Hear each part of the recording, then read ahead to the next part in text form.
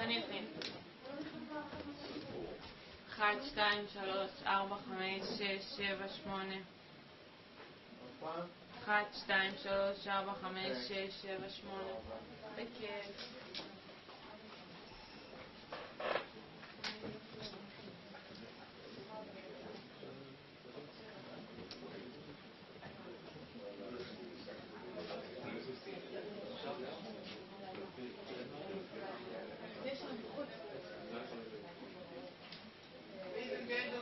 In 1 or 2 minutes, we're just doing one final piece. Bear with us.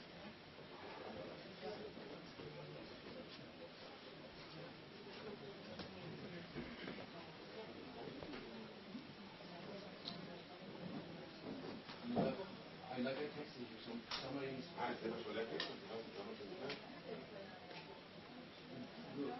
Yeah, we're starting in 1 minute. Okay.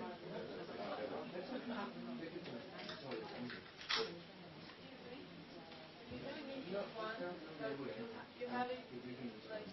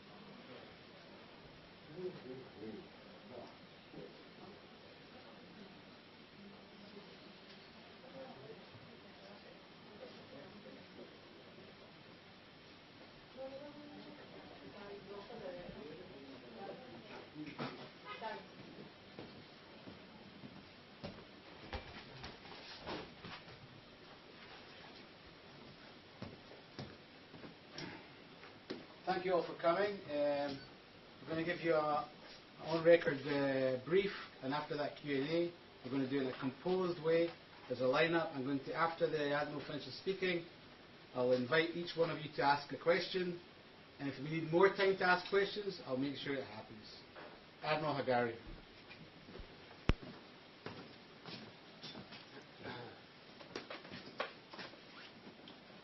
Good morning, everybody. The IDF has concluded an after-action... Sound is down. Sorry, sir. Do you hear me? No.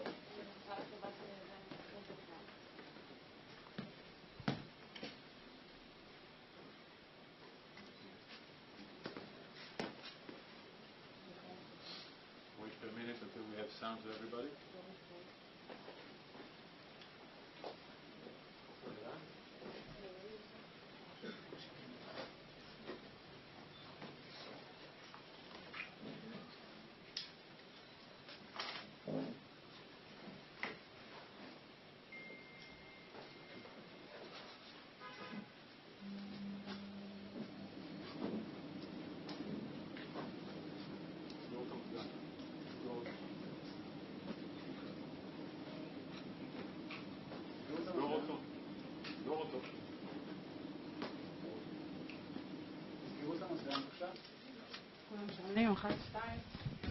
Do you hear me now?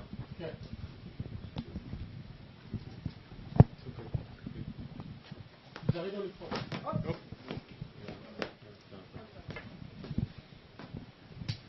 Do you hear me now? We good? Good morning, everybody. The IDF has concluded an after-action review and confirmed that the Islamic Jihad was responsible for the strike at the Al-Hali Al-Ma'adani hospital in Gaza. We did an immediate review with all relevant branches of the IDF. This is what took place on Tuesday, October 17th. At 6:15 p.m., a barrage of rockets was fired by Hamas to Israel. Then, at 6:59 p.m., a barrage of around 10 rockets was fired by Islamic Jihad from a nearby cemetery. It was at the time that 6:59 p.m. when there were reports of an explosion at the Al-Hali al-Mahadani hospital in Gaza City.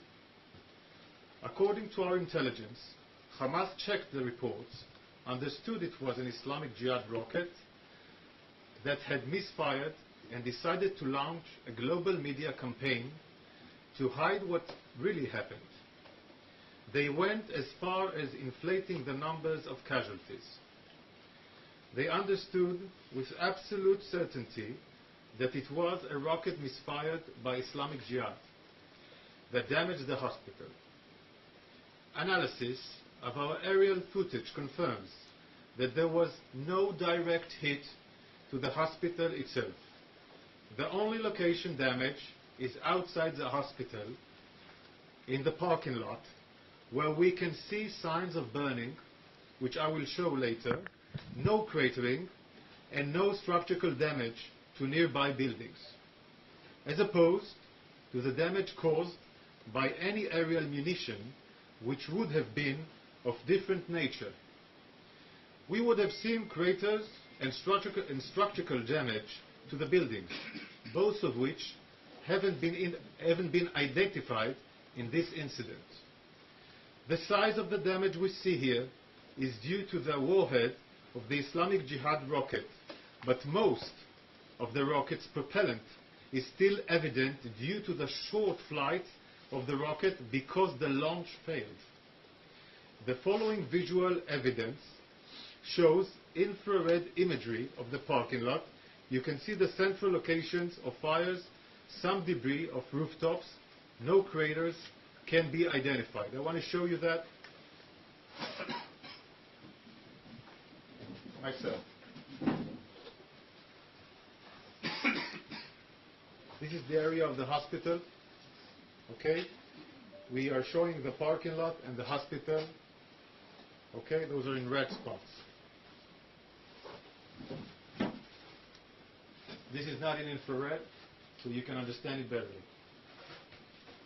This is the parking lot. This is the parking lot. You can see the parking lot also now in this picture shown here. Okay? Aftermath. After the hit. There is no structural damage to the building. The walls stayed intact. There are no craters here. All of the above, which I said, no structural damage. The walls stay intact. No craters. These are the characterized that shows that it's not an aerial munition that has hit the parking lot. We also have examples of what air-to-ground munition creator looks like. As you can see, they do not exist in this instance. Many media outlets immediately reported the unverified claims by Hamas. Those were lies spread by Hamas. I want to make something clear. It is impossible to know what happened as quickly as Hamas claimed they knew. That should have been an initial warning sign for many. Unlike Hamas, the IDF launched an immediate examination, which was overseen at the very highest levels of command. This professional review was based on intelligence, operational systems, and aerial footage, all of which we cross-checked. The evidence, which we are sharing with you all, confirms that the explosion of the Al-Hali al-Mahadani hospital in Gaza was caused by an Islamic Jihad rocket that was misfired. Here are the four main parts of the examination process. First, we confirmed that there was no IDF fire by land, sea or air that hit the hospital. Second, our radar system tracked rockets fired by terrorists from within Gaza at the time of the explosion. I will show you.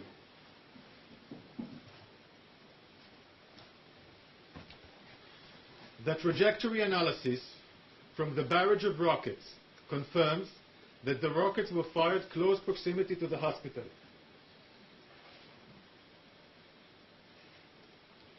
In addition, there are two independent videos which show the failure of the rocket launch and the continuation of rocket flight towards the ground within the Gaza Strip, falling in the hospital compound. Third, we have intelligence, some that will be shared here, of communication between terrorists talking about rockets misfiring. The terrorists realize that the rocket has misfired and made specific reference to the Al-Hali Al-Ma'adani hospital. I would want to let everybody hear the conversation, and I will do the translation in English. I'm telling you, this is the first time that we see a missile like this falling, and so that's why we are saying it belongs to the Palestinian Islamic Jihad. What? They are saying it belongs to the PGI. It's from us? It looks like it. Who says this? They are saying the shrapnel from the missile is local shrapnel and not like Israeli shrapnel. What are you saying, Abu Ammar? But God bless, it couldn't have been found another place, not the hospital, to explode? Never mind, yes, Abu Raji. They shot it from the cemetery behind the hospital. What? They shot it coming from the cemetery behind the Al-Mahadani hospital, and it misfired and fell on them. There's a cemetery behind it? Yes, Al-Mahadani is exactly in the compound. Where is it when you enter the compound? You first enter the compound and don't go towards the city. It's on the right side of Al-Ma'adani hospital. Yes, I know it. We have cross-checked, intercept with other intelligence sources to confirm this accuracy. It is common for rockets that are fired at Israel to land short and fall inside Gaza. These rockets fall short of Israel and have caused Palestinian casualties. During this war, we have counted approximately 450 rockets that misfired and fell inside Gaza. Palestinian civilians pay the price. I want to show you the footage.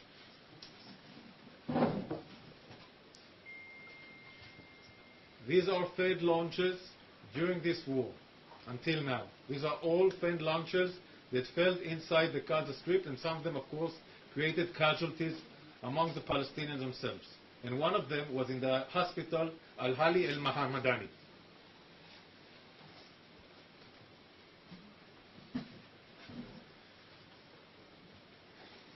We are also sharing this information with our partners. First and foremost, the United States. We want the maximum transparency because we take any incident involving civilians very, very seriously. Unfortunately, many in the media immediately reported the statements coming out from Hamas, controlled in Gaza, which blamed Israel. Instead of waiting for the examination of a credible information from the IDF, some media outlets ran with Hamas lies. Some of those headlines are still up, have not been corrected. I understand the desire to break news, but I hope you will all agree the accuracy and credible information comes before speed. The IDF acts in accordance with the international law. In conclusion, this incident shows how allegations, in this case false and baseless allegations made by terrorists against Israel, can spread and inflame tension in the region. I will now answer questions. Jeremy Diamond, CNN. Hey, I'm Hodari. Jeremy Diamond, CNN. Thank you so much.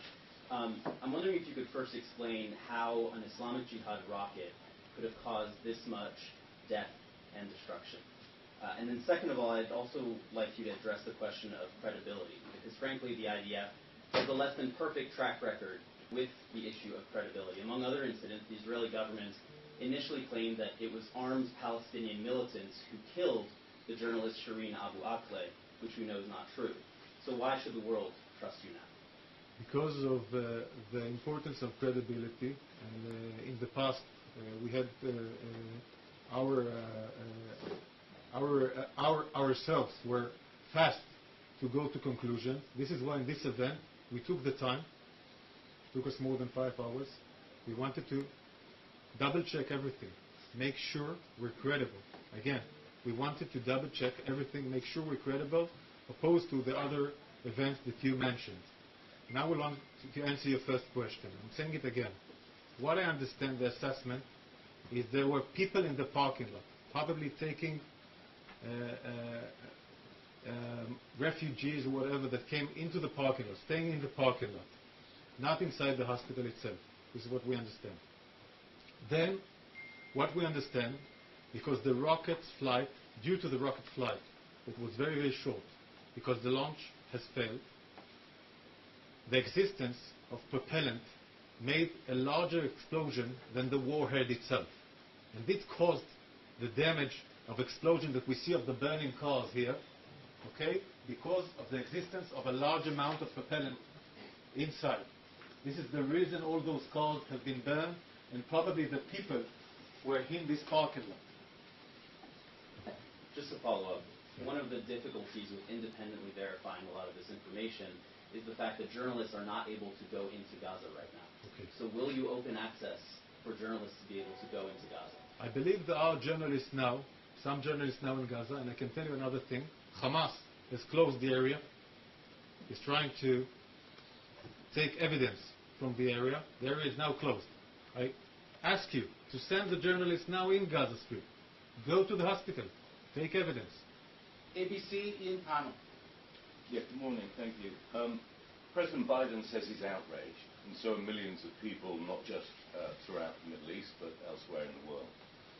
Whoever was responsible for this, many will still conclude that if you weren't already bombing Gaza with thousands of strikes, there wouldn't have been so many people in the hospital, and this attack would not have happened. In other words, whatever justification, explanation you can put on it, many people are just going to conclude it's Israel's fault. I will answer to an important question.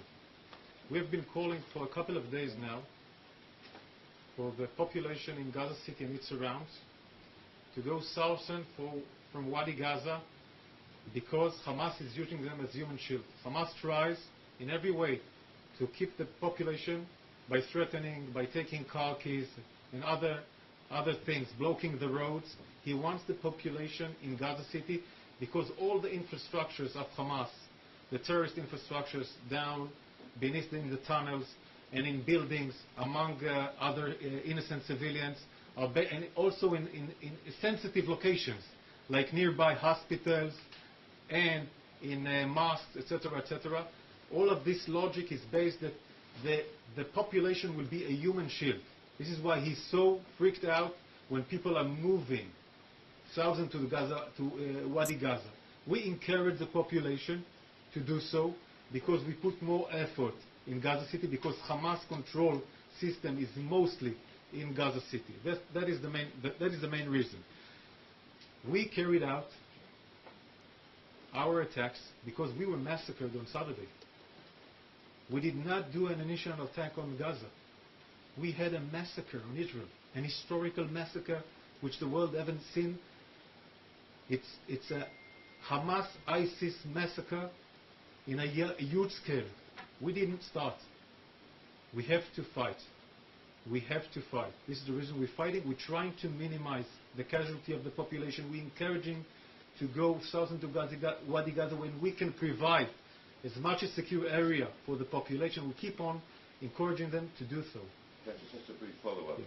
You've already encouraged people to move south, and unfortunately it's proved that that hasn't been safe either. The bombing has continued in places like Khan Yunis and towards Rafah, where people are in fact to go. And just finally, how does this alter your plans for a ground operation? It has to be a consideration, no? We are now going to share in this following hours an area of a safe zone for the Gazan that went southern to Wadi Gaza. And we are trying to create the conditions and the corridors.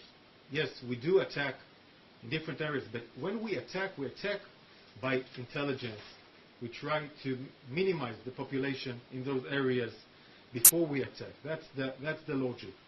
And about the next stages of the war, I will not talk about here, of the next stages of the war. BBC, Jeremy Bowen. Thank you very much, Jeremy. Do you think that the governments that condemned Israel last night will believe your explanation?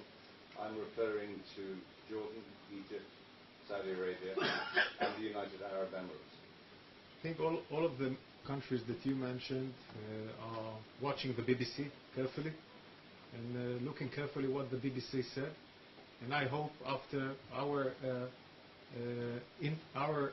aftermath that shows it was cross-checked and we took the time because we didn't want to be non-reliable and we didn't want us to infect with our credibility. I hope the BBC will now share this investigation and those countries will listen to the BBC, and we will also share United States a more intimate and also United Kingdom a more intimate review so the BBC can show it. And those countries, those Arab countries that you mentioned, which is very important for Israel, of course, from the Abraham Accords and other countries who also would be threatened by Hamas ISIS ideology, should understand our war. What Hamas ISIS did on the massacre on Saturday is nothing to do with Islam. People killed babies, people killed families, women were raped, people were beheaded. This is against Islam. This is against Islam. Any Arab country will show me a fatwa that goes with Islam. This is against Islam. Hamas is ISIS. It's not a one terror activity. It's a scale massacre of the governance of the Gaza city, of Gaza, which is Hamas. Hamas made a scale massacre, which is a govern. It's the sovereign. It's a sovereign massacre. This is why Hamas, ISIS, we must fight it. If I just follow up on that, I mean, you're essentially saying that these Arab governments watched the BBC and made up their minds. They came out with their statements long before I filed. So, I mean, I'm impressed you think we have so much clout in the world, but to be honest, they have their own sources of information, which is why they moved. Those statements came from the highest level, foreign minister and above. I guess in the first time, because people feel empathy with hearing that someone bombed an hospital, or when they see people are dying. So they go out and do statements, and it's okay, and I'm not blaming. They're being emotional. I think, and it sounds reasonable. But now, after evidence being shown, and I think it serves Hamas. Hamas is a terror like ISIS. It's media and sword. He wants to go to the media. He wants to be viral. That creates a viral imagery. So after the conversation you heard when they say it's Islamic Jihad, he said, okay, now we're going to take the benefit out of it and we're going to show the world. And they know it's going to be viral. So I'm not blaming anybody to showing it. I'm just trying to now fix it. Because we were blamed before that when we're too speed, and two, that we're asking, are you credible? We're taking the time to be credible. Sometimes the speed defects it. Patrick Kingsley, New York Times. Thanks, Admiral. I have some technical questions. In your footage that you released last night, some of that footage was filmed by Al Jazeera. Our team assessed that footage, and at least one of the munitions appears to be traveling a different direction to the one that you assessed in your map. It's traveling northwesterly, not northeasterly, as your map suggests.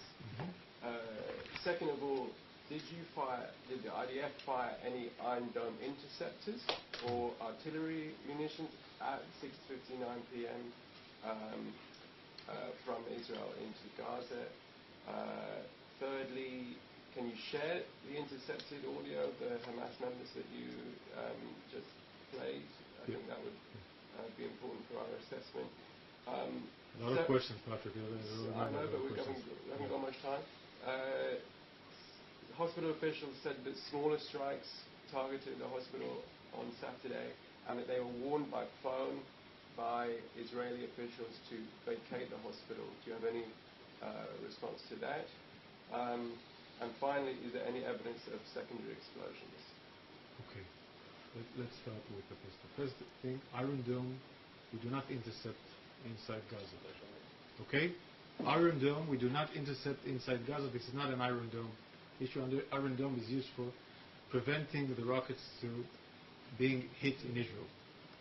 That's the first question. Second question, those independent videos which we showed of the failure that you mentioned are not only the force element of the check. It's not, we didn't base our facts on those independent videos, it's extra.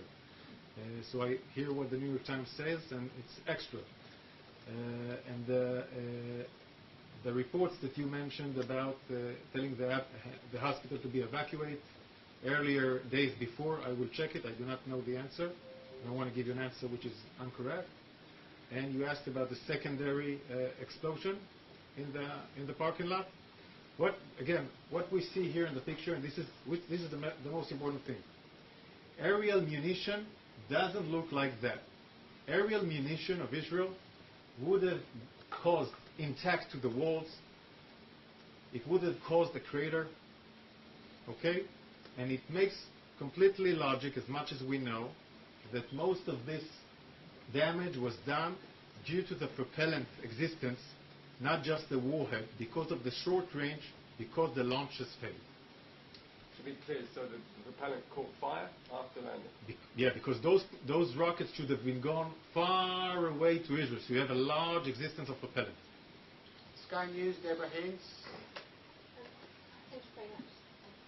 I have two questions, please. You said that you believe that the number of casualties has been inflated. Can you give an assessment of what you believe that number of dead and wounded to be? And secondly, regardless how credible the evidence is that you show that this explosion was not caused by an Israeli munition, your enemies are going to still blame Israel, and it's the fact that many Palestinian civilians have been killed since this military operation began. Are you losing the information war? And given how important that is there a potential to maybe change tack? You said this is going to be, officials have said it's going to be a long war. Are you not losing it by using so much military power on Gaza Strip while there are civilians there? Okay. We'll try to answer the second question before that, because I think it's important. The information war is a hard war. It's a hard enemy to win, because this enemy has built his logic very, very wisely, using the population as a human shield. Hamas pictured himself in the world as a charity organization, donating money for the poor Gazan of Hamas. While we see all the money that came to Hamas, most of it goes to tunnels, goes to this scale massacred operation, all the donations from many countries in the world, including Europe.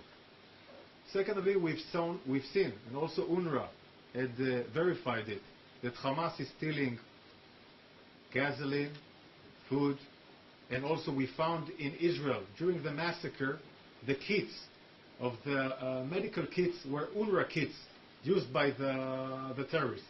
We are fighting something that is hard to explain.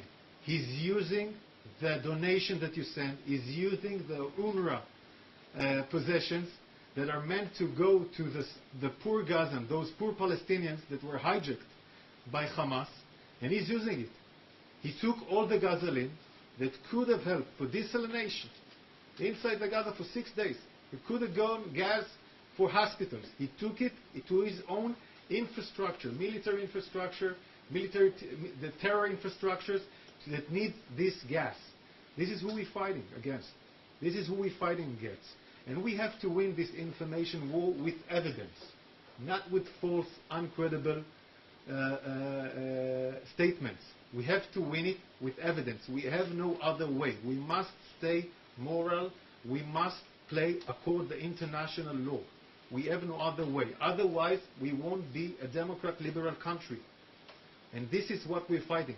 It's a Democrat liberal country fighting Hamas, ISIS controlled Gazan area with innocent civilians, Palestinians, that is using them as a human shield. That is the event. That is the event we're fighting. We have to fight.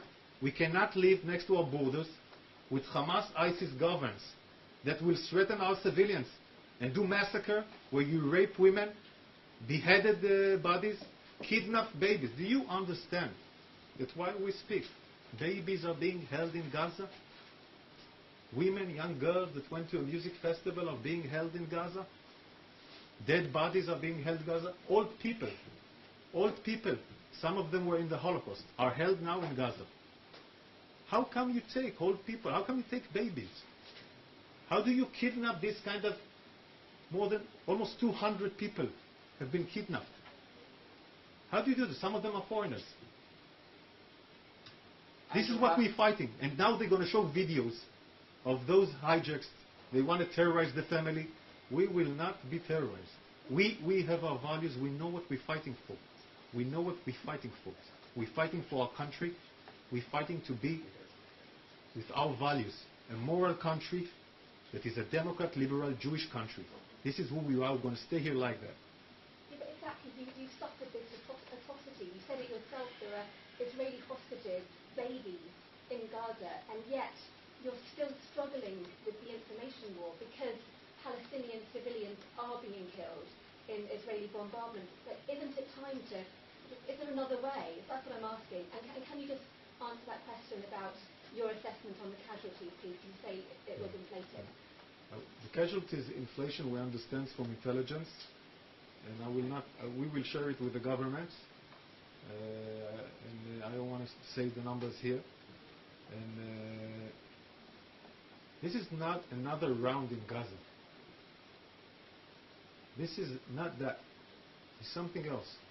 We understand that the mask has fallen down. We are living next to ISIS governing Hamas state. We cannot live like that. In the world, it's a world problem, not just Israeli problem. It's a world problem. This can shift away, exactly like ISIS. It can shift away to Arab countries, and it can shift away everywhere. I would say cynically that the Gazans should ask Yahya Sinwar, Muhammad Deif, Salah El-Aruri, Marwan Issa, why is it happening to them? And if other countries in the world can make Hamas surrender with no conditions and bring our hijacks back to Israel, show us the way you do that. Show us the way you do that. And we will do that. We understand we have no other way to fight that the way we're fighting. Andrew Pfeffer, The Times.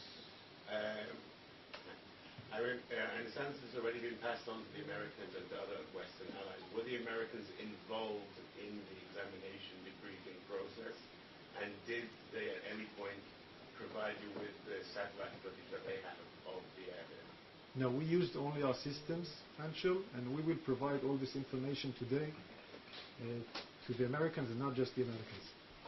And did you get any known corroboration from any other source outside of the independent video? We are credible with our information, with our intelligence, with our system. The intelligence is credible all along the intelligence community in the world with the Five Eyes, etc. This would be very, very credible information that any country will rely on. And of course, our footage, imagery, the Air Force way to review things is very, very credible in the world. And those things will show credible to any liberal democracy. Washington Post, Shira. Hi, sir. Thank you for this. I have a technical question about the intelligence you got. You said there were people speaking who said the rocket was launched from near Madani to Al Ahli. So how far were those two locations? That's one. Number two is, what is the rationale of calling the South the safe zone if there are still Hamas operatives there? To what extent is the North the central target right now, and the South at what point? What is the difference between the North and the South in the campaign? Number two, and number three, you are absolutely right. That money has been funneled from Hamas social organizations to the military ones. But is it, is Israel's goal to take out Hamas completely? Does that mean only military leaders? Does that mean people who are involved in the social services program?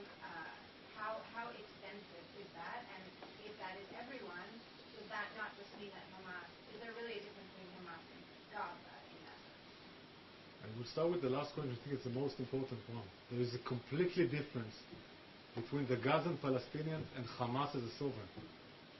It wasn't like that all years. Everybody knows that. It's a completely different thing. And most of the Gazan Palestinians are not Hamas as a sovereign military and politically. But we must take the sovereign, the governed, down. That's for your first question. Then you asked about in the beginning about the intelligence. We understand there is a cemetery nearby, the Al-Hali Al-Mahdani Hospital, and they probably fired from the cemetery, as they mentioned themselves in the conversation. And they also refer to an Islamic Jihad failure, which they are using as a propaganda against Israel. And if you can remind me the other question you asked? Yeah, the logic of considering the South as safe. Oh, okay. Hamas is still there. Okay. You're right that Hamas is all along Gaza, but most of its military infrastructure and governing infrastructure are in Gaza City and its area. This is why we're asking to go south to Wadi Gaza. Okay? And that is, it's not for, it's until we finish what we need to finish in this area where it has a governing and military and terrorizing from this area of Gaza City and its peripheral to Israel. But yes, we will attack in all Gaza by intelligence, and we will attack by international law, and before that it will be based on intelligence, and which we will try always to minimize the casualties of civilians. AFP Patrick. Yes, Patrick Hubert with Agence France Presse. This very serious incident just occurred in the hospital. Do you think it will delay or prevent you to launch a ground operation inside Gaza if it's actually what you're planning to? This is a very serious incident because civilians were casualties. This is why we take it seriously. This is why we took our time to be credible. Again, this is why we took our time to be credible and we didn't jump into statements. So we take it very, very seriously, and I think the world should hold up Islamic Jihad, and everybody knows who's funding Islamic Jihad. Islamic Jihad is 100% funded by Iran. The rockets of Islamic Jihad are funded by Iran. I repeat it. Iran funds Hamas, but it does 100% for Islamic Jihad. Islamic Jihad caused the casualties in the hospital, in Al-Hali Al-Ma'adani Hospital. The casualties are by Islamic Jihad. The rocket is being funded or delivered from Iran. Iran caused this death in Al-Hali Al-Ma'adani Hospital in the end of the day. Just a follow-up question. The stages of the war, I will not talk about them here. Just a follow-up question. How are you planning to differentiate the population with the Hamas guys inside Gaza, knowing, as you are saying, that they are using the population as human shields? Isn't it an impossible task? I think for us, during our 75 years here in this region, before we came here, we were in other places. Some of the Israelis were here for long, long years ago. But we are used to impossible missions, and we understand it's a complex mission because Hamas has hijacked, not just our hijacked Israelis, babies, women, old women, and others. He hijacked the Gazan population. He hijacked them. They could have been prospered. You know that Israel brings in Gazan workers by thousands. They bring in Gazan workers to make economy in Gaza better. We bring them in to make it more prosperous. That money goes, some of it goes to Hamas, and then Hamas executes it. He doesn't want Gaza prosperous. He doesn't care about economy. He cares about jihad. And I don't know if it's even jihad. Anybody in Islam can explain this event. The Islamic world, Islam can explain what we're seeing here. Kidnapping babies, raping women, beheading people by a government scale country operation. Massacre. Jerusalem Post, Yonah Bob. Is there a risk from the classified intelligence that you just exposed of sources and methods? You played a signals intelligence conversation of Islamic Jihad for the general public shortly immediately after it happened. They can see the transcript. They can see which phones you were tapping. Was there a debate about whether or not to expose the singles intelligence to the public? We have to be credible here. We take our own risks. This is what I have to say. I-24, Robert. Good morning. You discussed the fact that you have shared intelligence with the US and with the UK. What other countries have you shared intelligence with? I want to be accurate. We are going to share more intelligence that I've shared here with our friends. First of all, United States, then other countries in Europe. We're going to share it. Okay, this is what I said. I want to be accurate. And can you tell me which other countries you intend to do this with? And will there be any of your neighbors in the Middle East that you intend to share that intelligence with them? It will be a decision of the government, and I'm sure we're going to make the right decision in order to make everybody clear who is to blame. Michael Hauser Tov, Haaretz. One question for the Israeli audience, please. תודות טל, ברשותך. כבר היינו פחות או יותר בסרט הזה במהלך השנה שעברה, אוגוסט 2022, כאשר רקטה פגעה בבית בג'באליה, ו4 ילדים. גם אז לקח לצה"ל כמה שעות להוציא את התגובה, שזה בעצם שיגור של הג'יהאד. נראה שלא למדנו שום לקח, וזה חזר לכם גם עכשיו. איך אתה מסביר את פער השעות עד שלקח לכם להוציא איזושהי תגובה ראשונית לכל האירוע הזה? We have to be, the question was how did we not learn? We had an event like that a couple of years ago in Jabalia, and it took us a couple of hours, and then the world and the media caused the damage to Israel.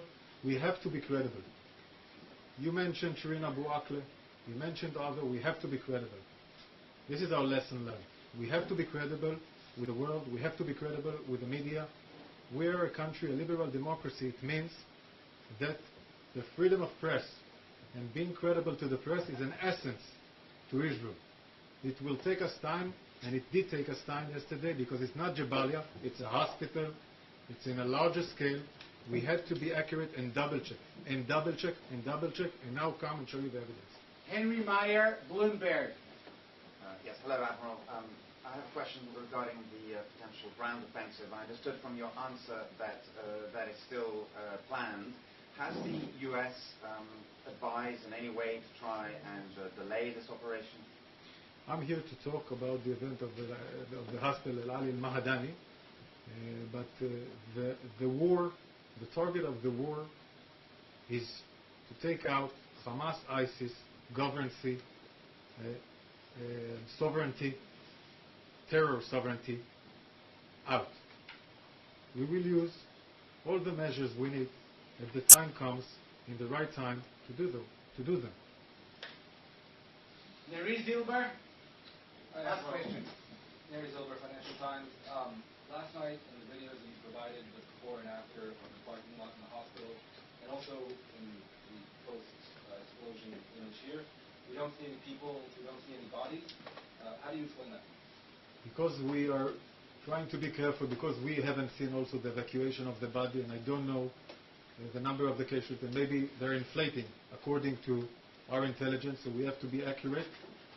But you can see, and I guess it might be true, that people were thinking that the parking lot is a safe zone. But unfortunately, Islamic Jihad failed rocket failed in this parking lot. And this might have caused this event of casualties, as you mentioned. Thank you very much. Thank you very much, everyone, for coming. Thank you very much. We'll get all the materials out to you ASAP. The same soldiers who walked you in will now escort you out to the gate.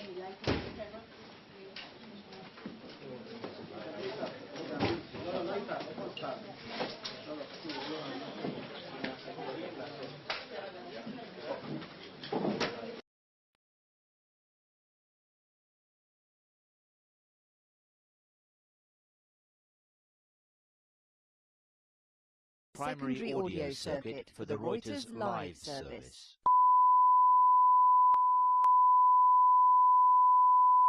This is the primary audio circuit for the Reuters live service.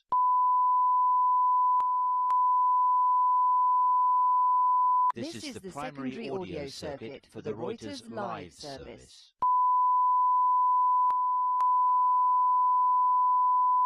This is the primary audio circuit for the Reuters live service.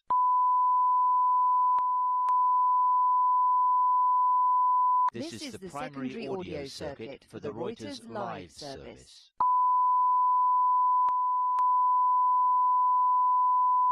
This is the primary audio circuit for the Reuters live service.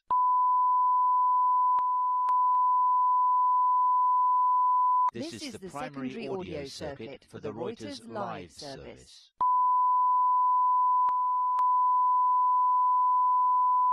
This is the primary audio circuit for the Reuters live service.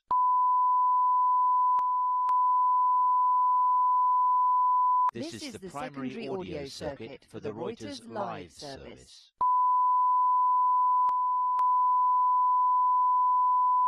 This is the primary audio circuit for the Reuters live service.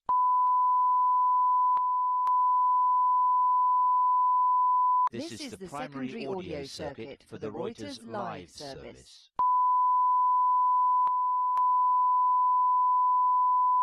This is the primary audio circuit for the Reuters live service.